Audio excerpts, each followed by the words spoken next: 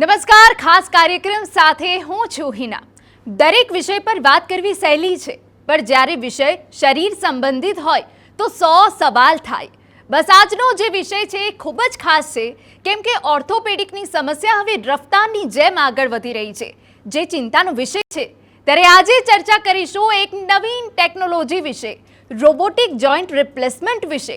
પરંપરાગત સર્જરીની તુલનામાં હવે લોકો robotic assisted joint replacement surgery તરફ વળ્યા છે।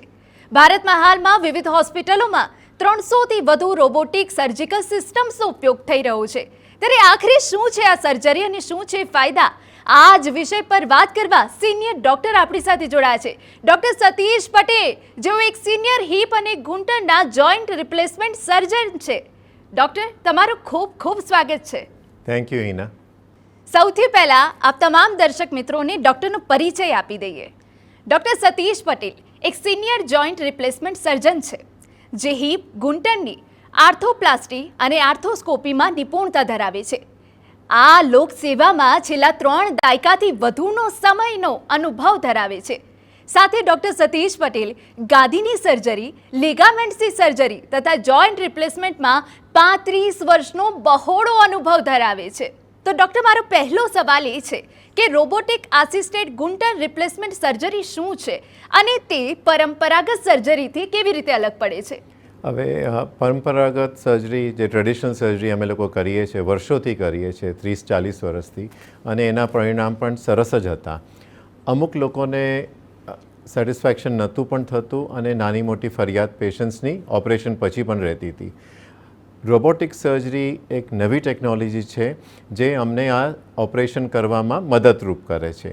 એક ટેકનોલોજી છે, ઉત્તમ ટેકનોલોજી છે, અને એમાં પ્રોપર ટ્રેનિંગ લઈને સર્જન પોતાની સર્જરી હજી વધુ સુધારી શકે છે।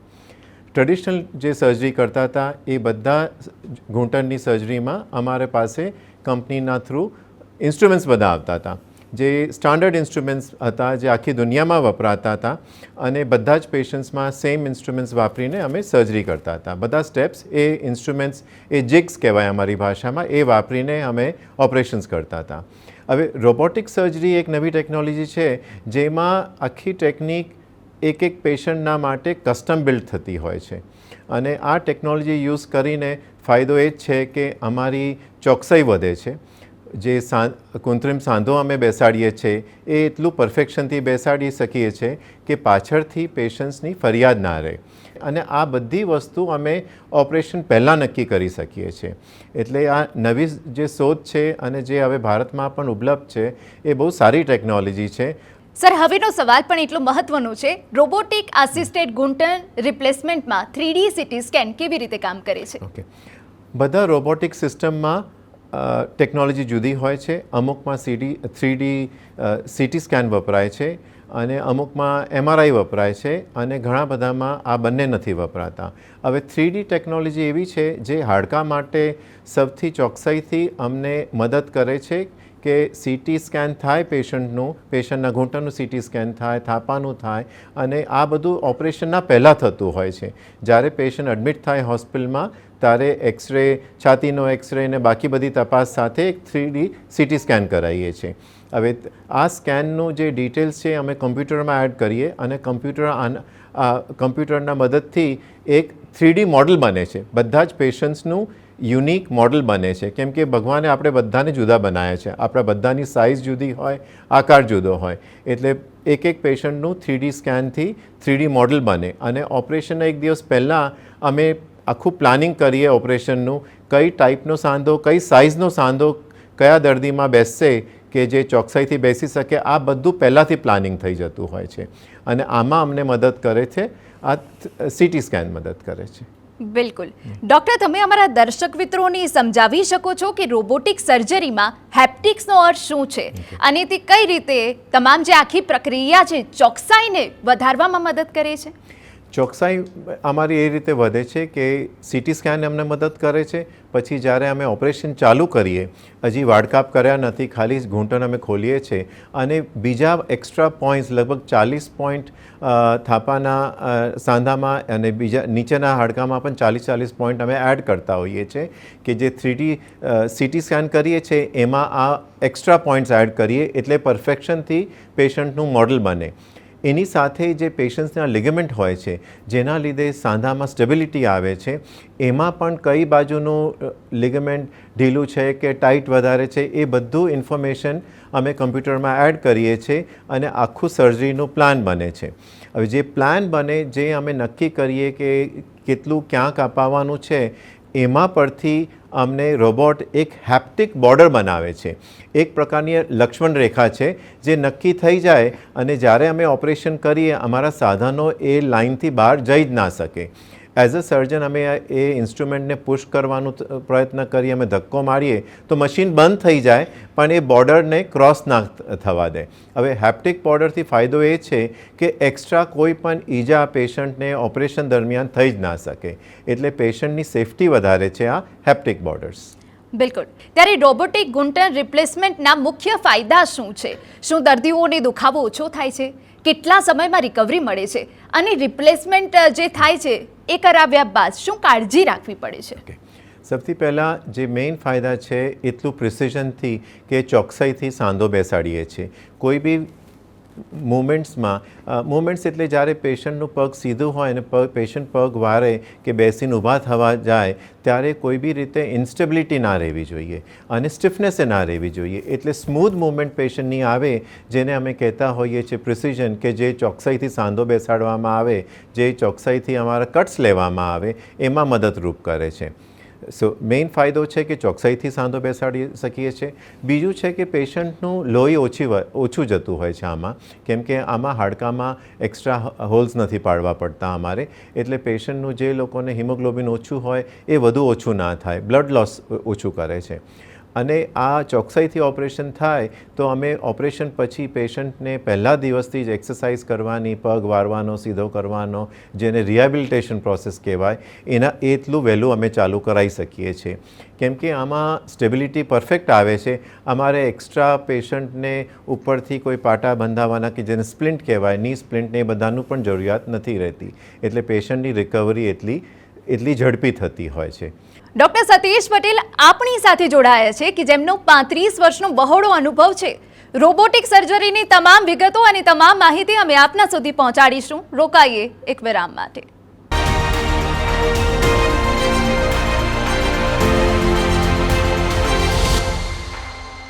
તો દર્શકો, બ્રેક બાદ આપનું સ્વાગત છે. આપના મનમાં અનેક સવાલ હશે. સવાલોના જવાબ આપવા માટે સિનિયર ડૉક્ટર સતીશ પટેલ આપણી સાથે જોડાયા છે. ચર્ચાને આગળ વધારીએ. ડૉક્ટર, આ ક્ષેત્રમાં આપ બહોળો અનુભવ ધરાવો છો, તો એક સવાલ ચોક્કસથી એ થાય કે રોબોટિક ટેકનોલોજીમાં ઇમ્પ્લાન્ટ કરાવવું વધુ સારું કેવી રીતે કહી શકાય? શું દર્દી પહેલાંની જેમ ફિટ રહી શકે છે, રોજિંદી એક્ટિવિટી કરી શકે છે? આ સવાલ દર્શકોની જરૂરથી થતો હશે.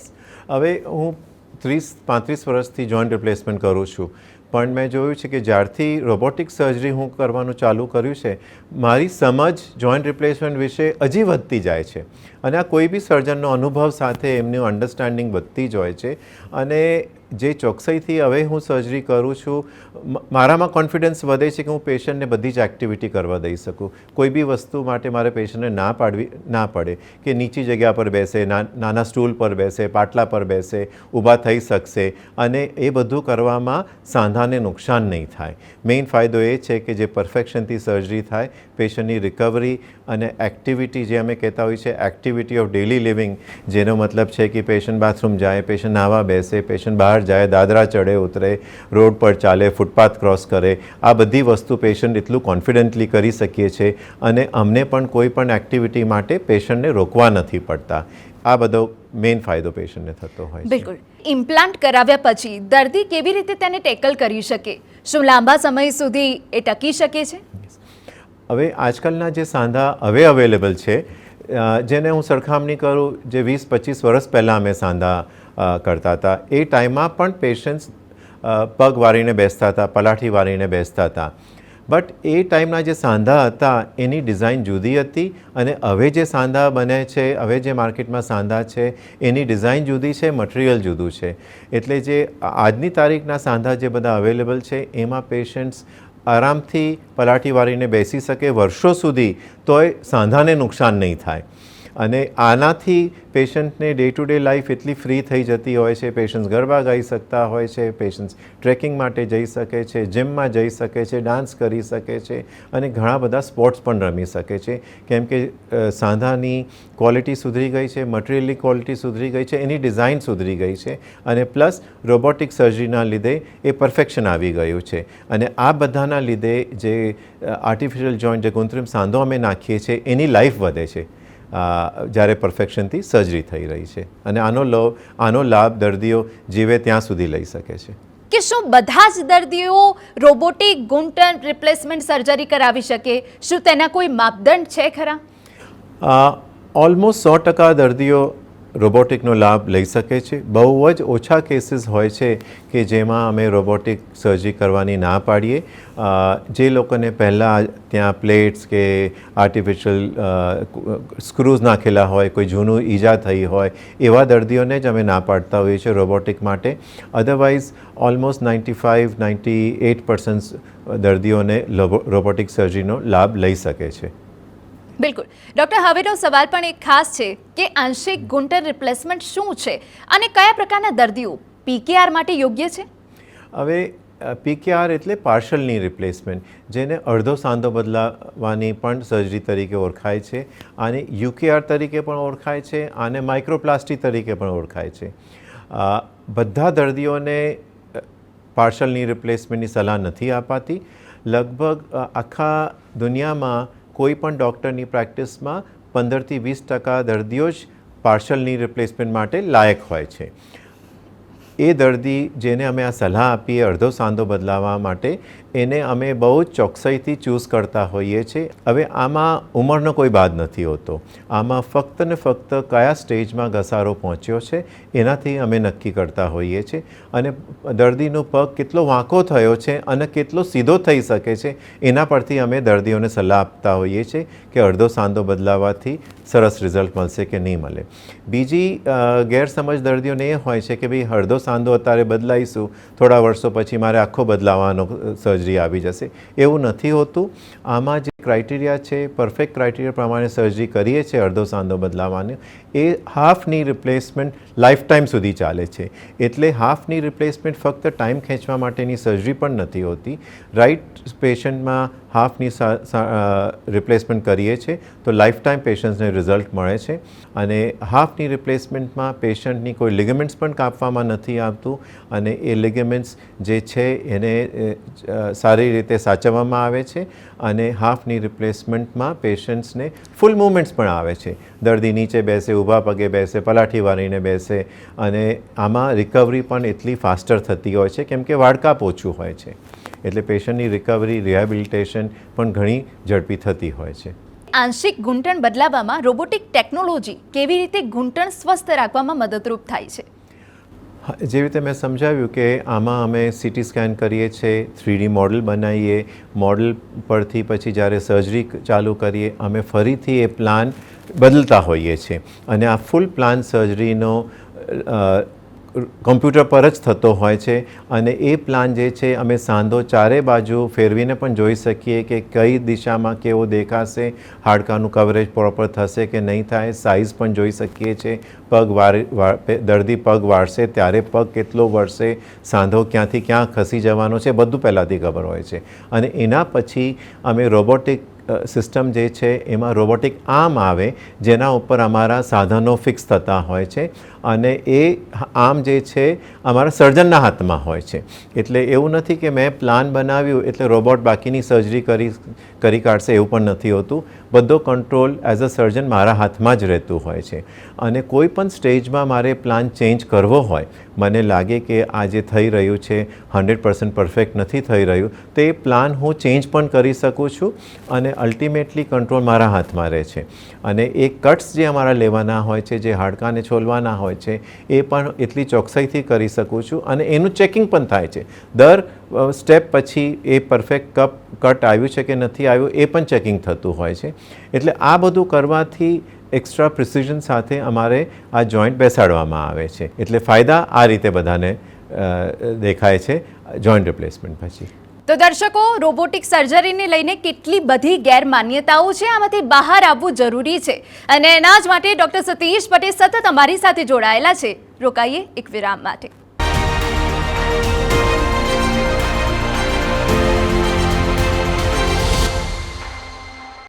તો દર્શકો, બ્રેક બાદ આપનું સ્વાગત છે. રોબોટિક સર્જરીની આજે આપને વિસ્તારથી માહિતી આપવી છે અને ડૉક્ટર સતીશ પટેલ સતત આપણી સાથે જોડાયેલા છે, તમને યોગ્ય માર્ગદર્શન આપી રહ્યા છે. ચર્ચાને આગળ વધારીએ. હવે સવાલ એ થાય કે શું નાની ઉંમરમાં દર્દીઓ માટે હિપ રિપ્લેસમેન્ટમાં રોબોટિક્સના કોઈ ચોક્કસ ફાયદા છે? યસ. હવે હિપ રિપ્લેસમેન્ટ સર્જરીના નંબર પણ બહુ જ વધી ગયા છે, સ્પેશિયલી કોરોના પછી. પહેલાં અમે જે પણ કેસીસ કરતા હતા એના કરતાં અમે 4 ગણા હિપ રિપ્લેસમેન્ટ સર્જરી આજની તારીખમાં કરીએ છીએ અને નાની ઉંમરમાં કરીએ છીએ. 20, 25, 30 વર્ષ સુધીના કેટલા બધા દર્દીઓ કોરોના પછી આવે છે, જે દર્દીઓને એવેસ્ક્યુલર નેક્રોસિસ થાય છે, AVN કરીને થાય છે, કે થાપાના સાંધામાં ગોળામાં લોહી ફરતું બંધ થઈ જતું હોય છે. અલ્ટિમેટલી હિપ રિપ્લેસમેન્ટ કરાવવું પડે છે. હવે હિપ રિપ્લેસમેન્ટ બહુ જ સરસ સર્જરી છે, લગભગ 60 વર્ષથી થઈ રહ્યું છે. રોબોટિક્સ અમને એ રીતે મદદ કરે છે, અગેન જેવી રીતે ઢીંચણમાં ચોકસાઈથી સાંધો બેસાડવામાં આવે છે, એવી રીતે જ હિપ રિપ્લેસમેન્ટમાં પણ એ સાંધો એટલી ચોકસાઈથી બેસાડવામાં આવે છે. હિપ રિપ્લેસમેન્ટમાં ની કરતાં પણ વધારે જરૂરી છે કે હિપ રિપ્લેસમેન્ટમાં જે કપ અને બોલ અમે બદલીએ એનું પોઝિશન એકદમ પરફેક્ટ હોય. પોઝિશન પરફેક્ટ નહીં હોય તો એ સાંધો પણ વહેલો ઘસાઈ જતો હોય છે. બીજું, હિપ રિપ્લેસમેન્ટમાં અમુક વાર સાંધો ખસી જતો હોય છે, જેને ડિસલોકેશન કહેવાય. એ બધું ના થવા માટે રોબોટિક્સ ખરેખર મદદરૂપ થઈ રહ્યું છે, કેમ કે બંને પાર્ટ્સ જે છે એનું એટલું પરફેક્ટલી બેસવામાં આવે છે કે દર્દીઓ બધી મૂવમેન્ટ્સ કરે, પલાઠી વારે, તોય એ સાંધો એની જગ્યા પરથી નથી ખસતો. એટલે જે પણ સર્જરી અમે પહેલાં કરતા હતા એના કરતાં પણ વધારે પરફેક્શનથી આ હિપ રિપ્લેસમેન્ટની સર્જરી થઈ રહી છે રોબોટિક સિસ્ટમને મદદરૂપ લઈને. એટલે યંગર પેશન્ટ્સમાં જે પરફેક્શનથી સર્જરી આવશે એ એમને લાઈફ ટાઈમ સુધી ચાલશે. હિપ રિપ્લેસમેન્ટ્સમાં હવે સિરામિક સાંધા બધા વપરાય છે, એની પણ લાઈફ બહુ જ લાંબી હોય છે. જે અમે ટ્રેડિશનલ સર્જરી પહેલાં કરતા હતા 20-25 વર્ષ પહેલાં, એ દર્દીઓમાં 20-25 વર્ષની લાઈફ રહેતી હતી હિપ રિપ્લેસમેન્ટની. પણ હવે જે નવા સાંધાઓ આવ્યા છે અને એ પરફેક્શનથી થાય છે, તો આની લાઈફ ટાઈમ માટે પેશન્ટને સારી રીતે વાપરવાની છૂટ રહેતી હોય છે. બીજી વાર સર્જરી કરવી ના પડે એમાં મદદરૂપ થાય છે રોબોટિક્સ અમારા માટે. બિલકુલ. ડૉક્ટર, હવેનો જે સવાલ છે એ દર્શકોના મનમાં છે કે શું હિપ રિપ્લેસમેન્ટ ખર્ચાળ છે અને સૌથી મહત્વની વાત કે સફળ છે ખરું? યસ. હવે જે ખર્ચો છે, ઢીંચણના સાંધામાં જે ખર્ચો થાય છે, જે પાર્ટ્સ મૂકવામાં આવે છે, એ ગવર્મેન્ટના કંટ્રોલમાં છે લગભગ 8-1 વર્ષથી, અને ની રિપ્લેસમેન્ટના સાંધાનું કોસ્ટ ગવર્મેન્ટ નક્કી કરે છે, જે 1.5-2 વર્ષે થોડું એનો ભાવ વધારતા ગયા છે, પણ એ ગવર્મેન્ટના નિયમો પ્રમાણે જ હોય છે. હિપ રિપ્લેસમેન્ટના સાંધા અનેક પ્રકારના અવેલેબલ છે અને એમાં કોસ્ટ ડિફરન્સ સારું એવું આવે છે અને ડિપેન્ડ કરે છે કંપની, ડિઝાઇન, મટીરિયલ કયું વપરાય છે એના પરથી થાય છે. સફળતા ઘણી જ હોય છે, એટલે જ અમે હવે યંગર પેશન્ટ્સમાં પણ હિપ રિપ્લેસમેન્ટ્સ કરીએ છીએ અને હિપ રિપ્લેસમેન્ટ પછી દર્દીઓ નોર્મલ લાઈફ જીવી શકે છે. ડૉક્ટર, હવેનો જે સવાલ છે એ દર્શકોના મનમાં હશે કે શું રોબોટિક સર્જરી ખર્ચાળ છે અને સૌથી મહત્વની વાત, સફળ છે ખરી? ઓકે.